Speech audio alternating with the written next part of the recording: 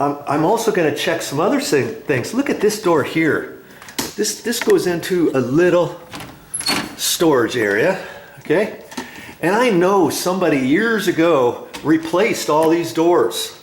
Why do I know that? Because when you close this door here, and it closes like that, look up here.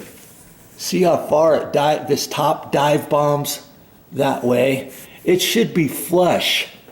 And down here at the bottom, look how the door, this door edge is almost flush with the outside edge of the trim, and it's supposed to be flush with the door jamb. See, like that. It goes way out here and then it goes way in there. And more than likely, what I'm gonna have to do, I'm gonna just set you up here just for a minute. I'm gonna remove the door stop on the top and bottom, and then I'm gonna have to check this. And this door, probably when they installed it, maybe it was warped, and they thought, let's just go ahead and push the door stop over. So I'm holding my foot down at the bottom, and see, it's got some flex a little bit, which tells me I should be able to push in the bottom further. And if I move this door stop out, I'm going to be able to flex it. I may have to push hard on this door to get it closed, but I'm going to do a happy medium. I don't want it sticking in as far at the top, and I don't want it sticking out as far at the bottom. You know, I never know what I'm going to show next. I wasn't even thinking about showing you this, but see, I've got the door stop off. I got the top one off and swiveled. See the last nail's right there, and it's underneath here. I don't want to jerk it and split it or anything, because I don't want to take this side off, because this side doesn't need to come off, because that's all nice and flush. But you see this door. Let's see if I can't show you. It's sticking out. Okay, I've got this out. Now I can close this wherever, but as I'm clicking that, I know the middle is flush. This side's still sticking way in, and the bottom is still sticking way out. Okay, even though the middle's flush, that tells me the door is warped. And maybe when they got it, they thought, screw it. We're just gonna go ahead and move the door stop over. Come on, get going. We don't have all day. Nail it. And so I'm putting my foot on the bottom of the door, and I'm gonna pull out and see how far. See, I can almost get that flush by having it flush, because I got my foot on it down at the bottom. And it's just about right. And so what I'm going to do is, when I put the door stop back on, I'm going to put the door stop on exactly where I think it needs to go for a brand new door install, let's say, okay? And I'm just going to tack it. I may just put one nail up at the top, one down at the bottom, and as I pulled that off, I was able to save the little nails. I may not even use any of my four penny finish nails that I got at the store. And see, I scraped it all off. And to get the door stop off, you don't want too flexible of a putty knife. This one's nice and stiff, and it's got all worn, but I use this as a pry bar.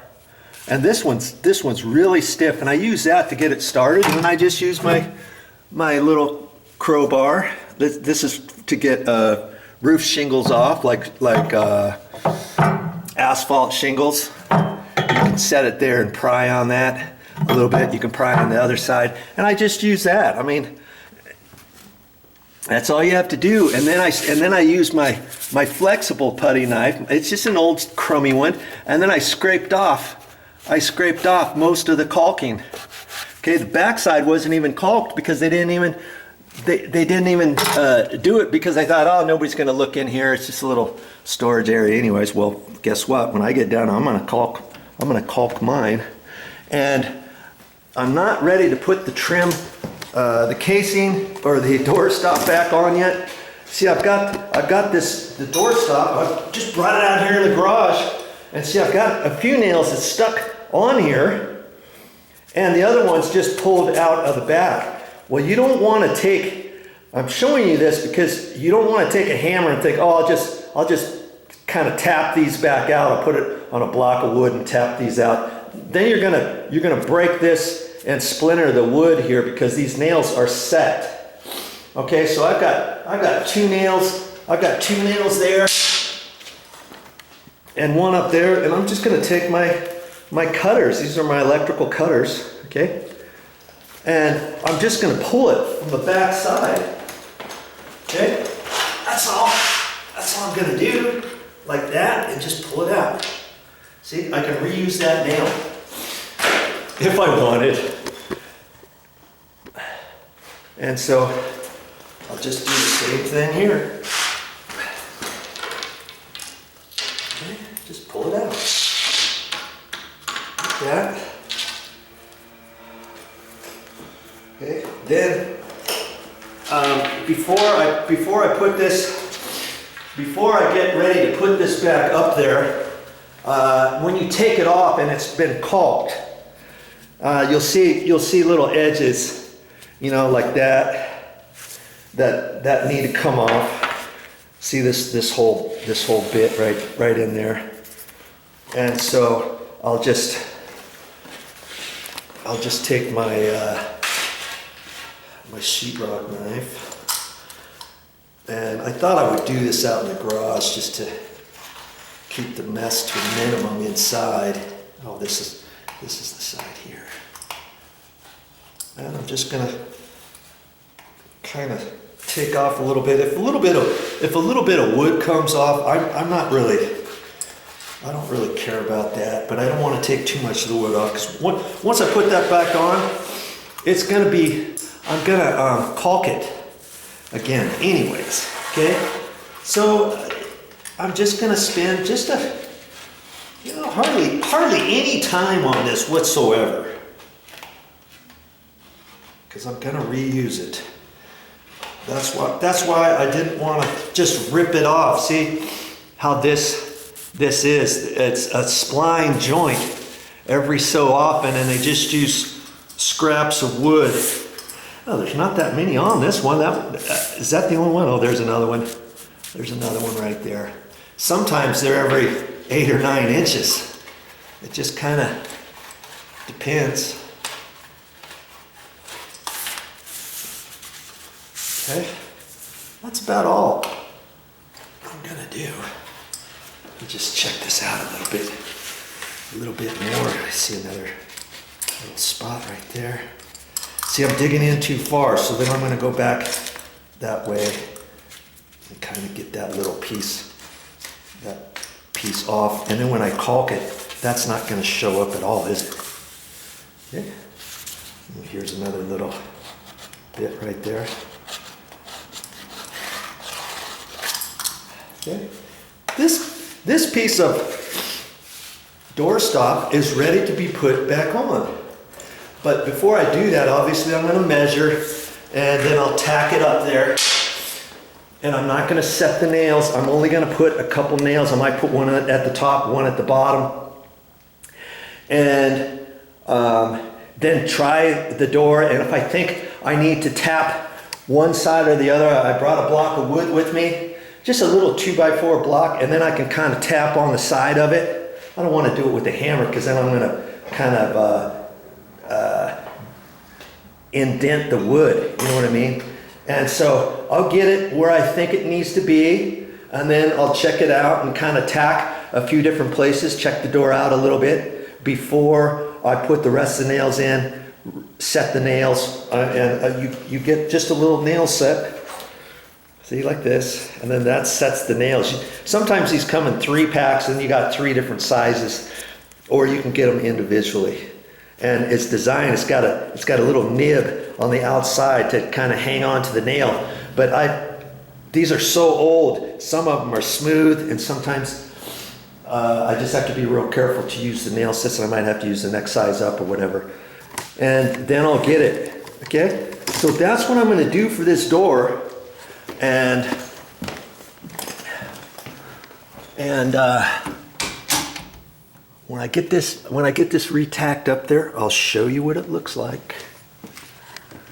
Okay, one step at a time. Yeah, if your doors are like this, generally, like I say, most of the time you're not going to get doors like this. But if you happen to notice one of your doors is sticking out, maybe you can fix it the same way. And here's the other thing: when I rebend this door, and we get a little heat in this condo, with it kind of flexing. You can flex doors because these are hollow core doors, and then once I close the door, maybe after a while it might have a memory. You might be able to break that memory from before, and you might be able to kind of lessen the bow, but the door strike plate is going to hold it. Do you see what I'm saying? And like I said, I'm going to check it, and if I put the door stop exactly for a brand new door install, and I try it, and it feels just a little bit too hard to do, then I can adjust it. Maybe I can tap the top in just a hair, not as much as it was before. Before it was like 5/16 at the top, pushing in, and it's about 5/16 or so sticking out. Maybe I lessen it. Maybe I make it only 1/8 of an inch or 1/16 of an inch sticking out and 1/16 of an inch sticking in. You see what I'm saying? And I can adjust the stop after I tack it up there. And I just take my little block of wood, and anytime I get little pieces of wood when I cut it off a 2x4 or something, I save that. I can use that to set on the floor and drill something else and use it just like a staging platform, or I can use it as a hammer, and I'm just gonna set it, I'll just set it on the stop like that, tap, tap, tap, because I'm only gonna have a nail at the top and the bottom, maybe 4 or 5 inches down from the top, 4 or 5 inches from the bottom. I can set it up there, just one tap, couple taps, get on the inside, tap it, whatever. So I'm gonna work on that, and I'll show you my progress in a minute. Yes, as I go, I'm gonna go ahead and clean up all my shavings and stuff, because I don't want to track these all over the place. This was already cleaned before we moved in here, and if I leave this little bit, then I walk around, and then pretty soon the next door, the next door, the next door, I got junk all over the place. And so I'm just going to spend just a few minutes getting myself situated and cleaned up, and I've cleaned up out in the garage, and I'm ready for my next step. Oh, that's funny. Anytime I have something I want to show you, I'm going to turn the video camera back on, and I was really wondering, do I need my four penny finish nails? This is what I use, 4Ds, 1.5 inches, the finish nails, and they're called bright brass, not bright brass, just steel, and this is bright. They have coated ones too, galvanized, but I never use those. You could use those on the exterior, but these you would use on the interior. This was $4.75 for a little pound box, and I was like, do I get them? Do I get them? Because I had, see, we had this, and this is for hanging pictures or just different things. It got a little wire in there, got some picture hangers, things over here, different size nails, and I thought, hey, here's some little nails right here. Could I use those? Yeah, I could have used those. I could have used this. This is a smaller one even. That would have worked to tack the nails back. And I thought maybe I can use some of the nails that came out of it. I wasn't sure if they were 4 penny finish nails. Years ago, they installed everything by hand. When I first started in construction years ago, they didn't have nail guns. You did everything by hand. You had to install door jambs with nails and all the trim with little nails. Yeah, so you know what? I might not even use those finish nails, and I don't generally use finish nails for much anymore. I'm usually I've got other ways to fix things, and if I don't need those, next time I'm at Home Depot, guess what? I'm gonna take them back, get my money back, and use that for something else. When I was there at the store, of course, I had to, I went and got some caulking, and this is what I'm gonna use when I caulk. This is the stuff I generally use, Alex Plus. And I make sure I get the white, because there's some in clear containers that say clear, or in white containers that says clear up there. And if you're not paying attention, you may not realize that. You might have got back to the house and thought, oh shoot, I don't want clear, I want white. Okay? And so I got some of that, and I got my nice caulk gun there, and I'm good to go for today. Here's something else that's going to help me with my project. No, not the coffee at McDonald's. $1 for small, medium, or large. Of course I got the large. And I've got my phone set on, see? Classic rock.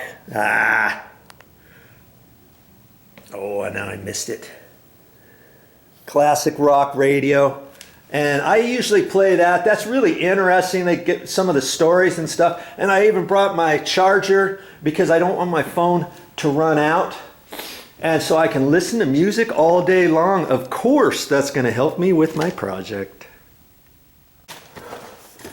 Okay, I just took my little nail. See, I've only got one nail left there, and I measured 1 3/8 inches over.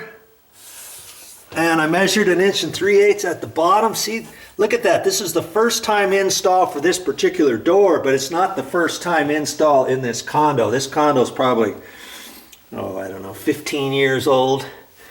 And so, okay, so I've tacked that there, and now, and that's all I have to do. I don't have to nail anything else just yet. Okay, I don't even have to nail the top. This is still loose, and after I get this figured out where I want, then I'll nail this off, and then I'll line that up, and I'll line up the middle, and then I'll nail it, and it'll be done. But see, what I'm gonna have to do is, as I close the door, I know it's going to hit up at the top first, right? But I've got it pushed out now. Now I've got that nice and flush up there at the top. The bottom's still sticking out because I've got to push it in. And see, I got it clicked in right there. It's still sticking out at the bottom, but it's not hitting the door stop yet. Now I can put, and I'm going to push on this door and see how that's going to go, and that's going to be fine. I've got a little bit of tension on there, and I know that when I install my new strike plate, or if I was saving this strike plate, for instance, then I can adjust this strike plate. And most strike plates have a little tab on them, and I can't really see this one. I think you can. Yeah, see that tab? You take this off, and then you bend that with your pair of pliers, and then that tab, you can move it at an angle, and then that'll help push the door over in the middle. And see, if it's not far enough, if you bend that tab too far, your door doesn't want to latch securely, or you just barely hit the handle and it pops open. And so what I may end up doing later, before I install the new strike plate, I'll hold it up there, use the same holes or whatever, and then I'll decide, okay, maybe I need to move the strike plate over 1/8 of an inch, or so, and then I'll notch out the side of there, move it over, pre-drill some other holes, put longer screws in so that the screws go into the wood behind the door jamb. You know what I mean? The 2x4, and then that'll push the strike plate over just enough to get this door, for the bottom of the door to go in, because obviously the bottom of the door is not going to go in any further than where my strike plate is. See, I've got the strike plate in there, and this is still sticking way out. But once I adjust the strike plate,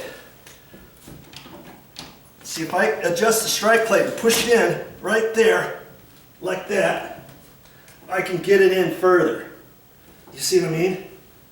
And I can get it just about where it needs to go down here at the bottom. And the strike plate is what's going to hold this door closed and let it stick in a little bit further. Do you see what I mean? And so I know that's going to work now. Okay? So where the strike is, I'm going to have to figure out exactly how I want this, okay, so that I can measure over and put my nail my door stop in the middle. Then I can tack all that off. I can nail the top, and then I can check out this door before I take it down. I can check on it to see at that point. Then I'm going to check and see if it's sagging or anything. And see, as I look at it, see how close that the door edge is to here? I mean, if it goes a little bit more, it's going to start rubbing, and I'm going to have new paint on the edge of this door and new paint on the door jamb. And so, but you see how tight that is? Now, as you go down, it gets bigger, doesn't it? See there? Look how big that is. So I know that this door has sagged. I've got enough room here to suck this hinge over a little bit at the bottom. And you see down here, see how tight that is right now? Then later on, when I get my new hinges, when I put the door back up there after painting, because I'm gonna change all the hinges and everything, I'm gonna angle this hinge over a little bit to lessen this gap right in there, okay? You see? And I can do that after the door's painted, right? I couldn't fix the edge of this and make it better. See how when I latch that, see how this is pretty much flush there. Remember before it was sticking in 5/16 of an inch. And see down here at the bottom, it's still sticking out, right? I mean, you're not going to have as much of a gap there once I fix the hinge, but you're going to have this right here not being flush until I fix the strike plate, move the strike plate over. See, now you watch, when I push the strike at the strike plate location, if we were to push that in closer, because see, I can push it in with my foot, you see? And it's going to be pretty much flush with the door jamb, not the casing, right? What I can't do, I'm not going to do that every time I close this door. The only place I'm going to close the door is at the strike plate, right? If I push at the strike plate, you see? I push that right there. You see there how far I push that in? And that's what I'm going to do. And that's going to fix this door. And this door is going to be a little stout when we close the door. We're not going to be opening and closing this door all the time because it's just a little storage closet. And I'll know, and my phone's going off. And I'll know that every time I push it, I'm going to have to push in a little bit. And when I open the door, it's just going to pop. It's going to kind of pop open. But that's okay. And then hopefully after time, maybe the door will relax a little bit and kind of bend and flex a little bit. And if it doesn't, you know, there's enough room for this door to flex because it's a hollow core door. Okay, it would flex even more than that if that was a wider door. Now see, this door, let's see, this one's only 2 feet or so, 18 inches. See, and most doors are 2 foot 8 inches or 32 inches. That's 2 foot 8, huh? Or 2 foot 6, like bathroom doors and stuff. That gives me a little bit more of the door to flex. Do you see what I'm saying? So I'll be working on this door next, and I'll have a little bit easier time than this over here. But hey, it's gonna work. And it didn't really take me that long to do it, especially for the fact that I'm gonna be repainting. I'm gonna be repainting all the doors and frames anyways, right? And so why not do the best you can before that time? Now, if I wasn't painting, if I wasn't gonna paint this whole door and everything was fine, and you needed to mess around, and you figured you needed to adjust the stock and all that kind of stuff, you can still do that and caulk it, and then you might need a little bit of paint touch up, you know, just down in here and stuff, and you could do that. Okay? You decide for whatever your project needs. Okay, I've got it all re-nailed with the same little nails and sunk them in. Before I did that, I needed to adjust it there and at the bottom. But see, I moved this part way over this way, at least a 1/4 inch. And down at the bottom, I pushed it that way. Oh, probably 3/16 to a 1/4, see? And that's where this door stop should have been in the beginning. See, once it closes, it's flush here going across, and it's still sticking out at the bottom, but that's because once I install the new strike plate, I'm gonna take the strike plate pocket and I'm gonna move it over at least 1/8 of an inch, maybe even a little bit more than that, 3/16 or so, and that is gonna hold that part in further than where it is. See how much more flex I have there? That's because I moved the door stop. And if I push that tight to the door stop where I have it, see how that's a little closer. Granted, it's still going to be sticking out because I don't have my foot on it, but I don't want to push it. I can't push it in any further than that there, because it's going to be way too hard to push to latch the door. I'm doing kind of a happy medium, you know.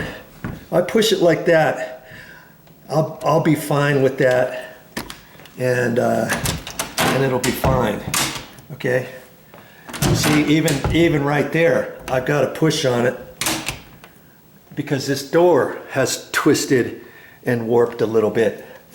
And it, like I said, it could have been like that to begin with. Maybe they installed these, maybe they had the doors and the door jambs out in the garage in a storage area, and it was freezing cold outside. We're above the snow line here. It can snow here and get maybe 5 below 0 sometimes, and that could have warped the door.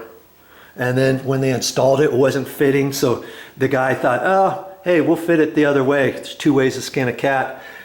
And the door stop would have been where it was right now, and they just took it and kind of tapped it over and adjusted the bottom and redid this, and then popped some more finish nails in there and called it good. That's what they did. Okay, but now I've got it looking a lot better. Now, am I done with this door? Nope. It's sagging, and I could probably fix this after I got the new door installed, or the painted door, because I'm going to take this door out of here, sand it, paint it out in the garage, and I'm going to take the hinges off and all that, and then I'm going to put new hinges on. So at that point, I could suck this door frame over at that point, but I'm going to do that now, because then the only thing I have to do is mess with shimming this out, and that way I'll make sure that this door doesn't sag anymore, or it starts. I think there's enough clearance to do the painting, and then after I get it painted, it hits there, and I'm like, oh shoot, I should have done this first. Okay, so that's my next step, and if you want to watch that, stick around.